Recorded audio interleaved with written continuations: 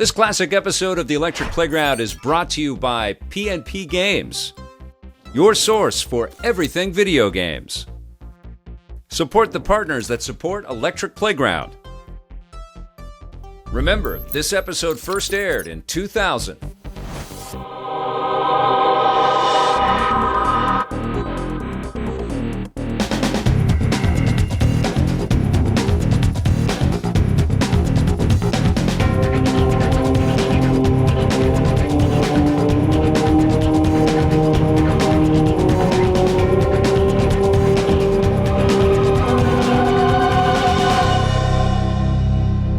You should try the new game called Buffy the Vampire Slayer.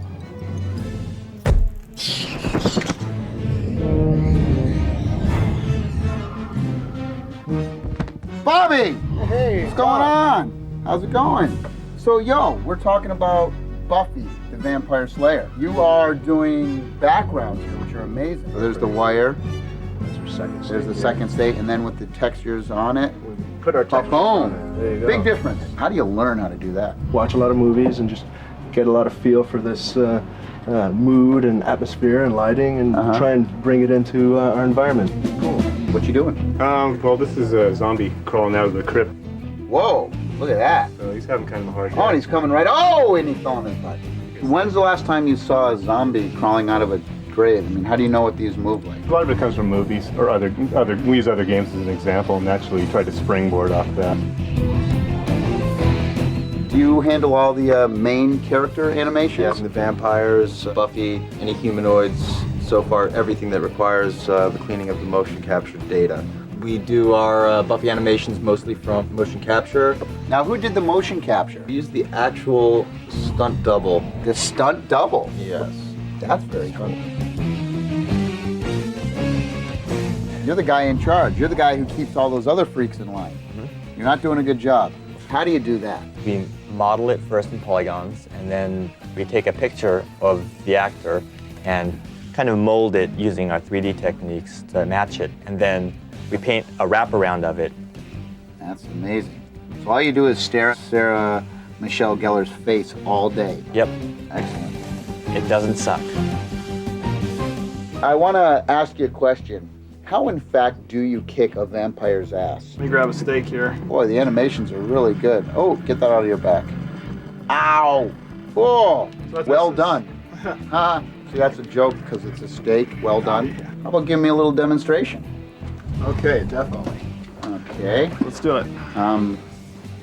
What do you got there, James? This is the Slayer steak, and I'm the Slayer.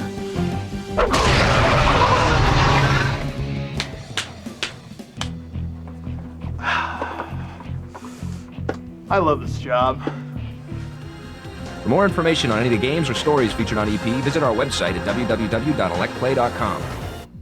Interplay has a new online multiplayer action-adventure role-playing strategy game called, let me see, it was by the guys who did Baldur's Gate and, oh, right, cool, thanks. It's called Icewind Dale. Icewind Dale.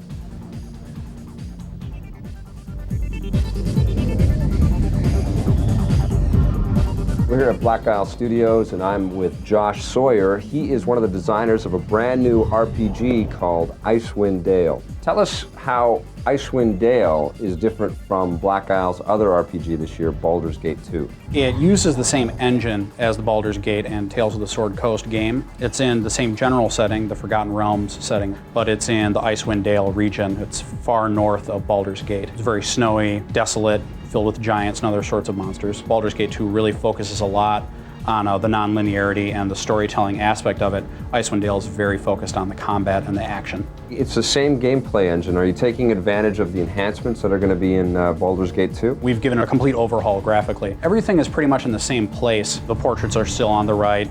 Most of the interface buttons are on the left. But we've given it a much more sort of earthy, wooden feel. The one big thing that we've implemented that is helping a lot is bumping. We didn't want to run into the problems that a lot of people had where characters wouldn't be able to get where the player wanted them to go. The bumping feature allows allied characters to move each other out of the way. so that if you want your fighter to get to the front, if there is a way that you can bump the character off to the side, he'll do it. Now, what about your multiplayer gameplay? Is it similar to Baldur's Gate? It essentially is the same. We have made a few changes. For one thing, there is no central character in our game. It's party-based. So if the main character in the group dies, the game isn't over. So tell me what kind of weapons or spells or cool special effects are in this game.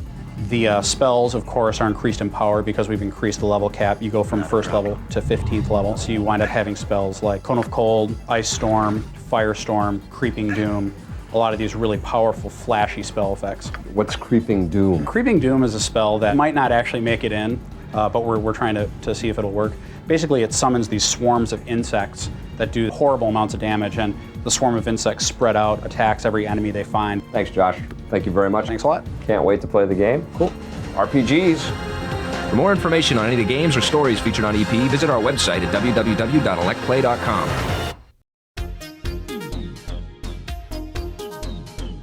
Hey, Lee from P&P Games here. New video game hardware and advancing a generation will always be an exciting time for the industry. But one thing I can tell you for sure is we'll never see another leap forward like we did going from this generation to this generation. Stay on the cutting edge with new episodes of EP Classic every Saturday morning. Welcome to the new millennium. Oh, sorry, I'll start knocking again. Just tell them about pnpgamesonline.com. Oh, you mean your source for everything video games? Browse our inventory of video games, both retro and contemporary, with free shipping on orders of $65 Canadian more within Canada and the USA. pnpgamesonline.com. Wow. Play forever.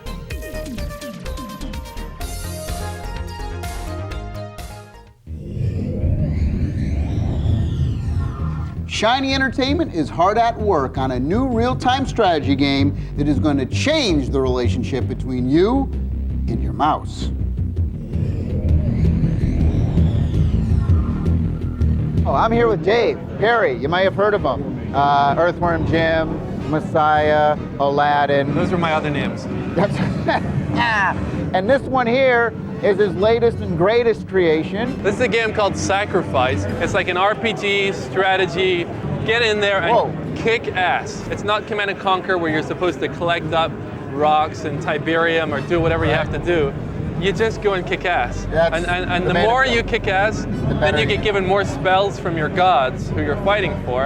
And basically you try and build up armies. The armies then fight against each other, and whoever wins, wins. If I wanted to, could I actually go up there? Job, can you create a creature and fly it away into the distance? So he'll go to his spell books down here. Right. He'll choose any creature he likes, magically create it.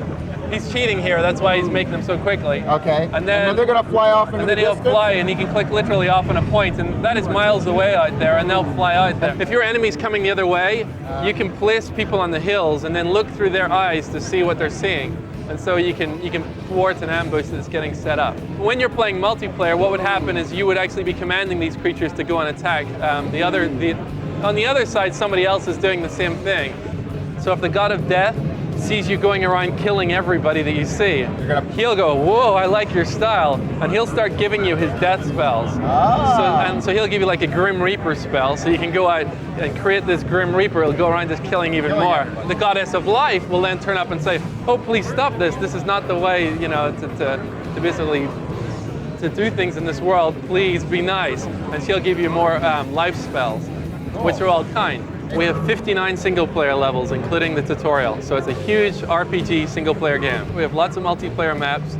That's really just go last man standing. So the idea is just have a full-on war. We're actually giving away the tools to make your own levels for the game. You don't have to have any art ability. You don't have to know how to program video games. You don't need to know how to use complex art tools. You can deform the landscape, create a volcano. Whoa, check it out. This is actually a spell that is creating, it creates a volcano, but it actually targets where the creatures are and then throws boulders in their direction. Now, will I be able to play against somebody else in my multiplayer in your multiplayer environment? And what you can do is, you can create a world and just put your altar, which is your link to your god, his altar with his link to his god, close by, right in view of each other, so a fight will start right away. We have 5 different gods, life and death, air, fire, and earth. Your goal is to try and keep the altar going, which is your link to your god, drag your enemies over to it and sacrifice them to your god, and then he'll actually give you some spells for that. There's 60 creatures in the game, about 5 million variations.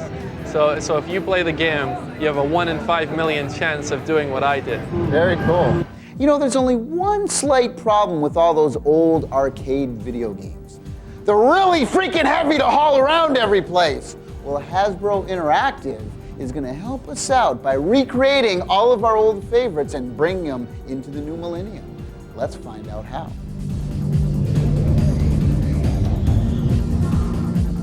I'm with Matt Collins, and he is a product manager from Hasbro Interactive. He works in the action division on the Atari games, and this is what we're talking about here, all these updates to these classic Atari games. One of the things you guys always do with your updates is you add all kinds of funky 3D elements and sort of new gameplay stuff. What do you do to Breakout? What do you do to that one? Well, actually, we decided to sort of expand Breakout beyond just breaking walls. Right. So here we have a pyramid level where you can actually bust out through an Egyptian pyramid. There's a Leaning Tower of Pisa level where you have to knock it down in such a way so that the tower doesn't topple over. Cool. If it does, you have to start over. And it's a two-player game now? It's not just a solo-player thing? It is. It will have multiplayer capability. Yeah. But it is also known for being a great single-player experience. And it'll be unavailable for PC and PlayStation. Let's talk about Pac-Man. The story here is that Pac-Man journeys back in time through 5 different, very colorful worlds, very playful worlds. There's a Wild West of America. There's a medieval European world. There's an Egyptian world. There's a world that takes place in the future. And the last one sort of takes you back to the world of dinosaurs. I see Frogger 2 is over there. Let's go and hang with the frogs. All right, yeah, sure. Frogger 2, we again decided that the best way to bring people into the experience was to show them the story. Yeah. And so here we have Frogger and a new female heroine named Lily Frog, who you'll notice is wearing is pink and wears a yellow backpack. Together they're on a mission to save the lost frog babies from a sort of comically mischievous crocodile named Swampy. Let's go take a look at one of my favorite games of all time, Galaga. As a Galaga pilot, you're out in outer space, you come back from a recon mission and find that your fleet's been destroyed. And right as you arrive at your fleet that's just been blown to bits, you see the Galaga aliens zooming back towards Earth. You put 2 and 2 together, you figure these guys are on a mission to devastate our galaxy. And of course, consistent with the sort of the hero theme, you've got to fly back, destroy the aliens before they reach Earth in the final stages. This will be available, by the way, in the fall for PlayStation and PC. Frogger 2 as well. Cool. Well, this is the one I'm most excited about. I cannot wait for Galaga. You guys are doing a great job updating these things. And check them out, Hasbro Interactive. Let's go play a little more Breakout. All right. For more information on any of the games or stories featured on EP, visit our website at www.electplay.com. Oh hey, Lee from PNP Games here, reminding you to check out the Electric Playground Classic every Saturday morning at 9 a.m. Pacific Time on youtube.com/EPNTV. Brought to you in part proudly by PNP Games. And don't forget, play forever! All right, everybody out there, I want you to get your maracas ready because you are about to experience a new game for the Sega Dreamcast called Samba Di Amigo.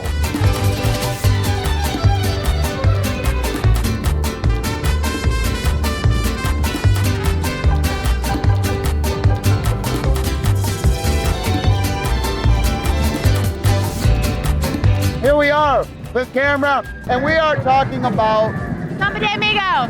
What the heck does that stand for? It means dance with your friend. If it doesn't mean that, it should. Oh, and it got nominated for Game of the Show. It really did. Yeah. Now, we got controllers, Morocco controllers. Right. Explain it. Like this, let me show you. Show us the move. I'm following the rhythm of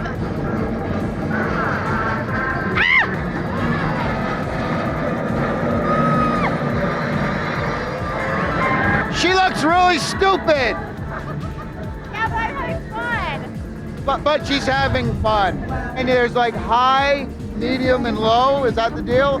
Well, there's a ring of rings that are top, sides, and bottom, and you have to follow the rhythms. Sometimes it's got cartoony type graphics, and that's all you do, right? Yeah, it's hard though. It's hard. And you have you have to have rhythm, or you're just lost. Okay, well, thank you very much. Sure, no problem. I can't wait to, well, not really. Play it? Yeah. You would like it. I would like it. With a bag of tortilla chips, I'm all about it. And some mild salsa. Do you like mild, medium, or hot? What are you into? Hot. You're hot. She's hot. Hot salsa, baby. For more information on any of the games or stories featured on EP, visit our website at www.electplay.com. Hey! Luckily for me, there's a new Zelda game coming out. It's called The Legend of Zelda Majora's Mask. Well, gotta be getting back to those cookies. Hey,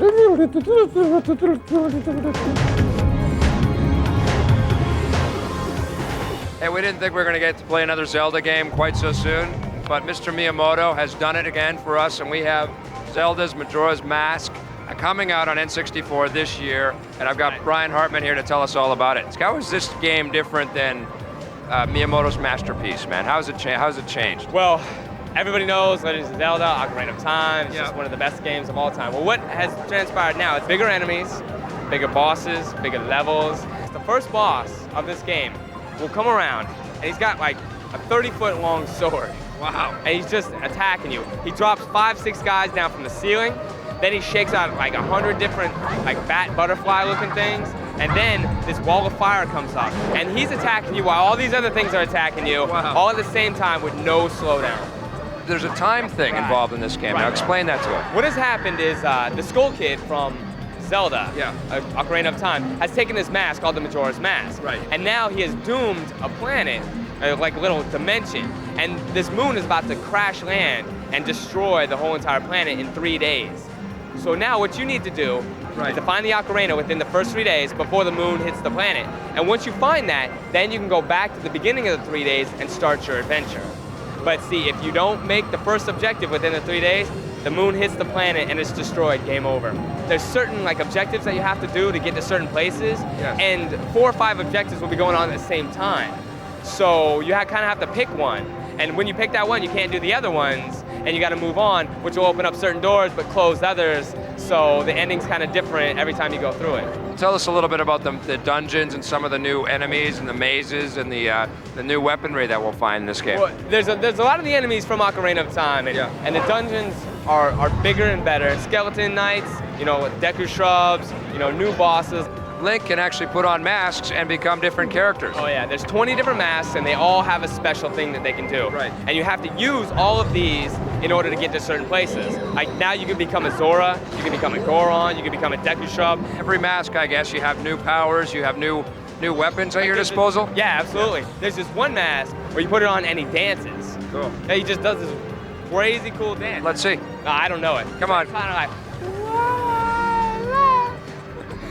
So this game is coming out this year? Yes, comes out in November this year. November this year. Absolutely. It's amazing. They're able to create another Zelda game and get it out on the N64. I'm really surprised that they could do that. I love Zelda. Zelda's my favorite game of all time. It's like when the second Zelda came out on NES, back to back.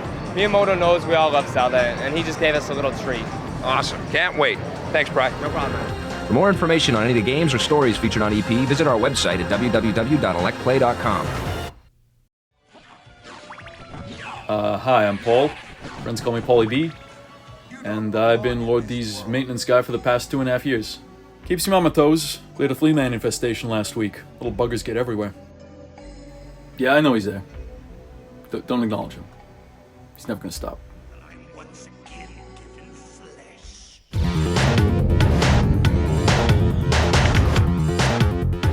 I couldn't believe it when Konami sent us this. This is Metal Gear Solid on the Game Boy Color. It is almost identical to the gameplay that you'll find in the PlayStation version of the game. Solid Snake is back. He's dealing with all kinds of really tough and intelligent enemies. He's got to drop bombs, he's got to wear a gas mask, packs around a handgun or a machine gun. This is a really, really cool game. It's loaded with depth. There's all kinds of really cool puzzle elements in the game. The tricks that you have to perform to be able to make your way through Outer Heaven and take out the boss is really cool. The music is great. It's just incredible to see this quality of gameplay on a portable system like this. You definitely have to pick up Metal Gear Solid on the Game Boy Color. I'm giving it a 10 out of 10. My highest recommendation. Check it out.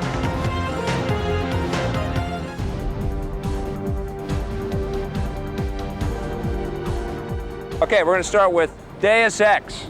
For the PC. Well, why have people been talking about Daikatana so long when they had this game in development? Not only can you be stealthy if you want to be, but you can also go in guns a-blazing if you want to. This is a choose-your-own-adventure style of game. Every decision you make impacts the way the game is played, so every time you play it, it's going to be a different experience. The amazing thing is the ambiance that this thing creates. I mean, you're shuffling up against walls. You get these really cool tools that will help you get through electronic locks and hack into computers for you. You can build up augmentations that will help you with your computer skills and also stealth, and it'll give you some swimming stuff so you can stay underwater longer. And I like the fact that you can even actually go up in the little corners and there'll be like birds and pigeons. And you actually like run up to them and they'll...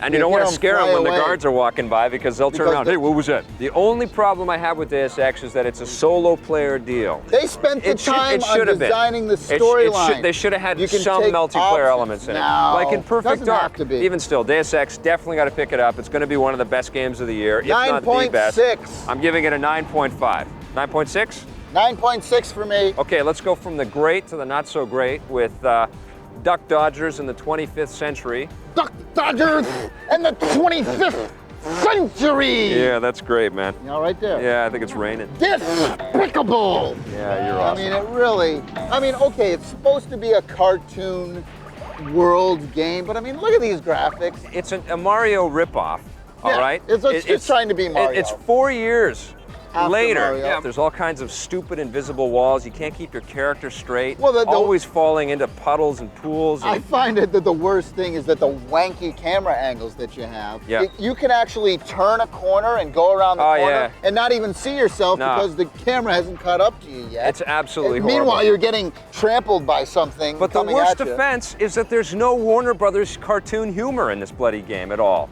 I mean, we're talking about Daffy Duck here, and he has like 1 or 2 phrases and they get annoying right away. Don't come anywhere near it. I'm giving it a 4 out of 10. A 4 out of 10? Yeah, what are you giving it? I give it a 5.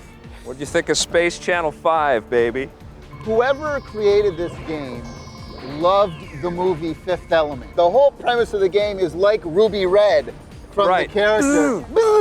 Just like Fifth Element, this is a very stylized, futuristic sort of world that everybody's in. The game's sort of funky, but I gotta tell you, the music got on my nerves right away. And it wasn't, I don't know if it was just listening to the music or listening to the ridiculous... Well, the voices in this game the are just little annoying. alien voices. Choo, choo. Oh, yeah. Right up, choo. And if you don't hear what they're saying, you don't know what the hell to do. Well, it changes the gameplay. It definitely does. The gameplay is all about rhythm and timing and understanding what you have to do. And sometimes you don't know what the hell you're supposed to do. They work so hard to make this super cool. It doesn't feel as snappy as the Parappa games do, or Bust a Groove. I like those games because they were seamless. I kind of liked the music because it was a different style. I think it fell short on the whole gameplay. They should have concentrated more on gameplay, maybe, and less on style. Yes. I think that it gets about a 7.3. SEGA had a lot of time and they got a lot of horsepower in that Dreamcast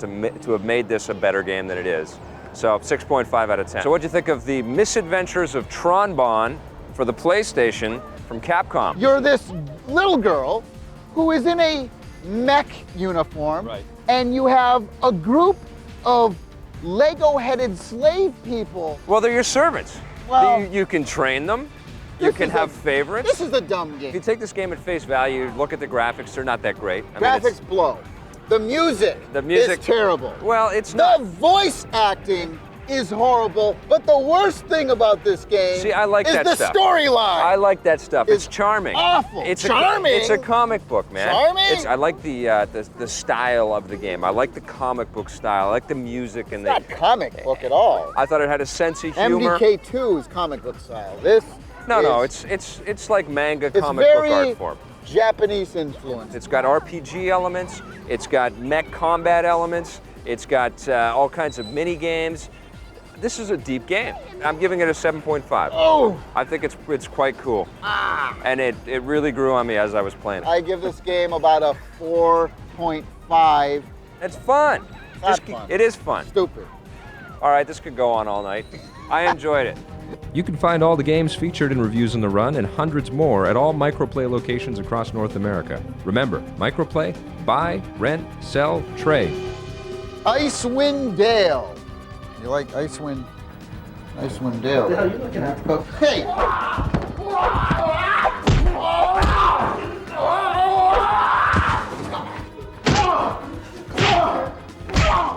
Production assistance for Electric Playground is provided by M-Player, Earth's free multiplayer gaming service. Sony Computer Entertainment, makers of Siphon Filter 2 for PlayStation. And Computech Media, publishers of Insight Video Gaming, Insight PC Gaming, and Insight.com. Give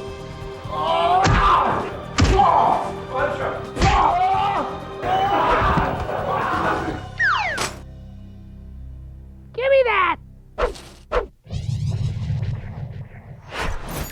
This classic episode of the Electric Playground was brought to you by P&P Games, your source for everything video games. Support the partners that support the Electric Playground. Thanks for watching, and play forever.